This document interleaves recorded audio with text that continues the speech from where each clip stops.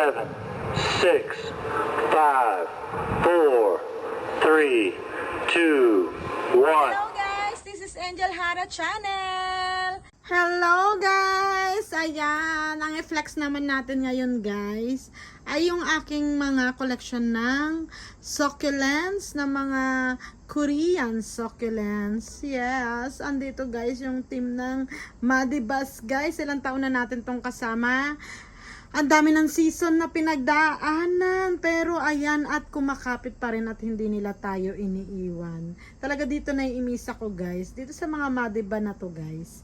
Kasi talagang, eto yung aking, siguro apple of the eyes ko talaga sa part ng succulents. Oo, talagang ito yung paborito ko talaga sa kanila. Mapa-black Madiba pa yan, white Madiba, golden Madiba na tinatawag. Wala ko dun kabig-kabigin talaga. Madiba with the bump, ayan, nauso na rin yan. Pero wala tayo talagang hindi gugustuhin na hindi sila makuha. O kailangan mayroon ako niyan. Ganyan. Ganyan ako kabaliw sa mga Madibas natin. At makikita din natin dyan, ito yung aking bump. Ayan, actually marami yan sila eh. Oo, kaya lang mga nag-fade na ang bump nila. Like this one, nag-fade ang bump niya. Oo, pero ang dami nitong bump. Kasi siguro dahil nga yung dry leaves niya ay nagkaka-dry leaves. Syempre, kung ang dry leaves na yon ay doon tumubo yung bump niya, siguro, syempre, pag tinanggal natin yung dry leaves, kasama na rin ang bump.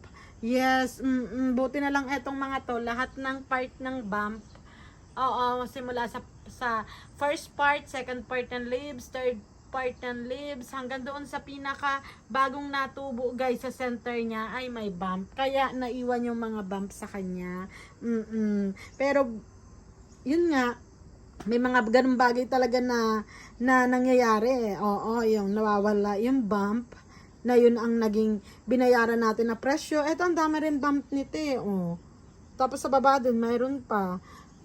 Tapos tinanggal natin dry leaves kanina lang. So, bakit parang may babies ka sa ilalim, Day? Parang may babies sa ilalim yan. Nasa lasihan ka ba? Ayan guys. At syempre yung ating mga succulents dito, yung ating mga amethyst. Ayan, nandito lang rin yan silang lahat. Talagang sila, ako ituwan-tuwa talaga sa kanila, sila baby finger. Yes, andyan pa rin naman talaga. Hindi tayo iniwan yung mga nasa pakapi natin instead na nagkakapi tayo. Ay, ang nangyayari, ang succulents na nanigurado. Yes, ayan talaga sila. Oo. At talagang tuwan-tuwa talaga ako. Kasi wala nang namamaalam sa kanila.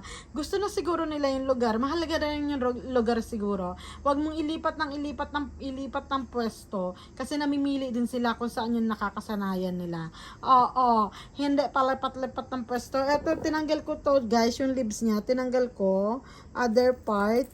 Kasi gusto ko siyang propagate sana. Oo, kaya lang, ang tagal naman. naiinip ako. Pero let's see kung makakapag-propagate tayo niyan. Kasi hindi talaga ako nagpro-propagate, guys. Ayokong dumami. Kasi sa akin in mindset ko na maganda rin naman mag-propagate. Dahil pag nawala ang mama, pwedeng mamaalam. 'Di ba? Di wala ka nang mapapakinabangan. Ako naman, ang mindset ko naman is yun bang paano ba sasabihin to? Yun bang yung, kasi hindi ako titigal mag-collect eh. Yun nasa isip at damdamin ko na yun eh. Oo, siguro titigil ako kumain ng kanin. Pero yung pag-collect ng succulents siguro hindi ko mapipigilan. Oo, hindi ko talaga mapipigilan yung pagbili. So wala akong space, gusto ko iba-ibang varieties. Kung halimbawa magko-collect ako, at least iba-ibang varieties, hindi sila magkakatulad.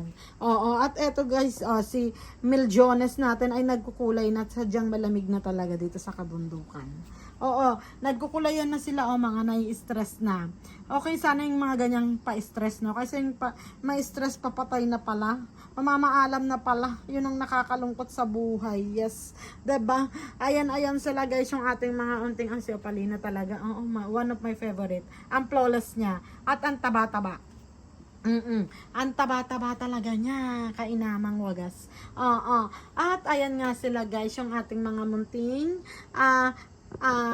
masasabi ko na kasama ko na ng 5 taon since nagsimula akong maging plantita, maging collection. Yes. At yung 5 taon na yun guys, maraming pagsubok, maraming gastos, maraming oras ang nasayang, pero the good thing is doon ko na kuha ang aking peace of mind.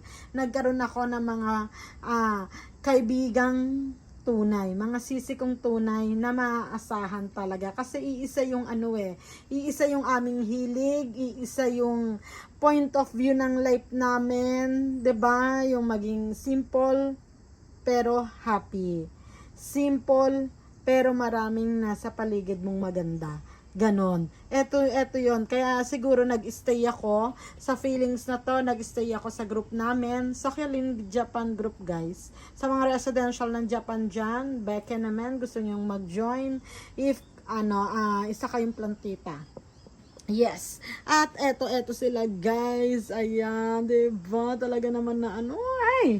Yun lang ang taging masasabi ko talaga na, biggest ang dami pa palang dito kailangan ligpitin. Kailangan silang ligpitin. Ayan. Oo, at eto guys yung mga owl section natin. This is my owl section. Yes, my owl section. And this is the part of Christed. Buhay naman sila guys. Buhay-buhay naman sila. Kaya, wag bibitaw. May pag-asa. Yes, akala ko eto mamamaalam to. Oh. Mamamaalam to. Tingnan mo kasi talaga nung tinubigan ko tong mga to guys. Yung tinubigan ko tong mga to is talagang tuyot na tuyot sila kasi hindi ako matubig sa Christed. Sila yung masasabi kong 2 months na wala sigurong tubig.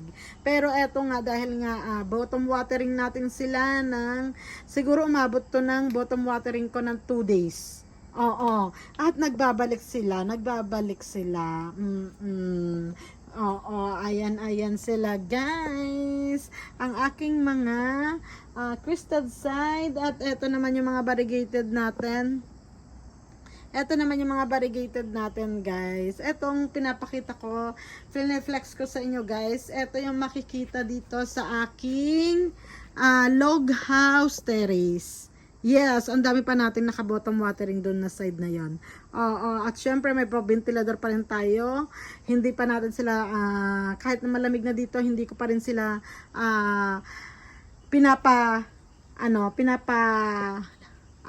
tago sa bodega dahil baka biglang uminit kasi yung mga variegated natin ay maselan sa init, baka magulat po sila. Ayan, ito po ang update dito sa aking log house terrace. Ayan, at syempre guys, ayan, sa pagbo-bottom watering natin, talaga naman na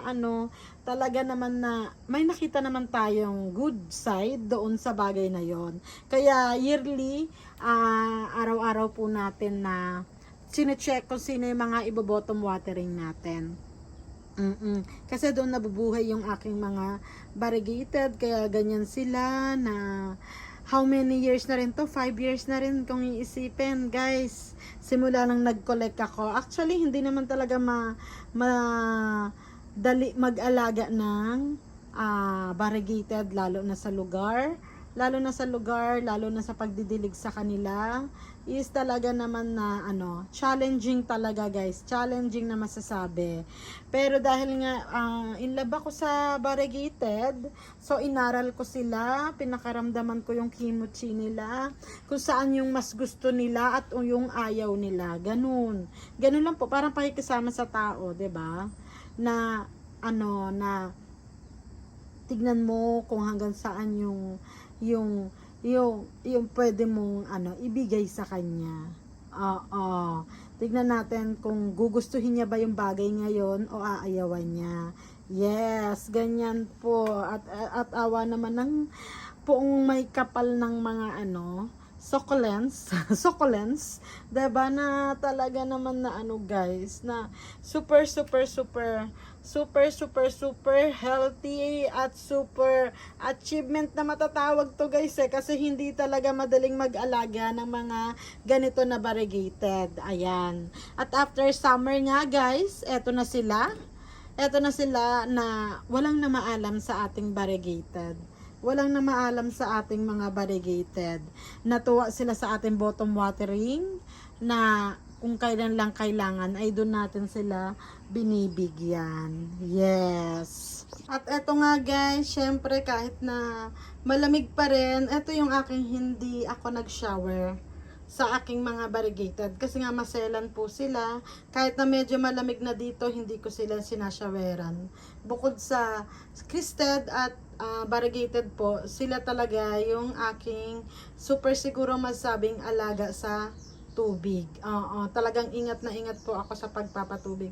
Kaya kahit hanggang ngayon ay malamig na ang season, pero andyan pa rin po yung andyan pa rin yung masasabi ko na ganyan pa rin yung ginagawa ko. Mini-maintain natin sila. At ayan nga guys, 'di ba? Ito sila mga alagang tubig yan guys, kaya ganyan kabobotsyog. Kaya ganyan silang kabobotsyog. Kahit ito, napakahirap nito guys. Talaga sila Nordin. Oo, marami akong mga kaplantita guys na nagtanong kung paano pag-alaga, kung ano naman yung klase ng pag-aalaga ko guys. Yun naman po yung sinabi ko.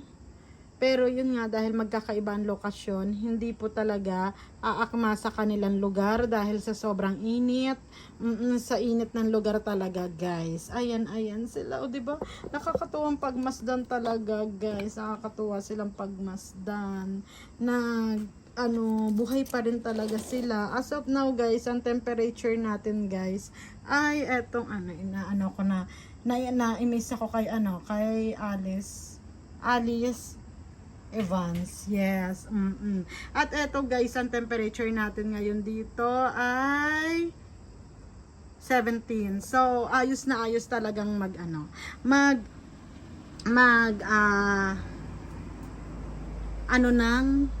lugar.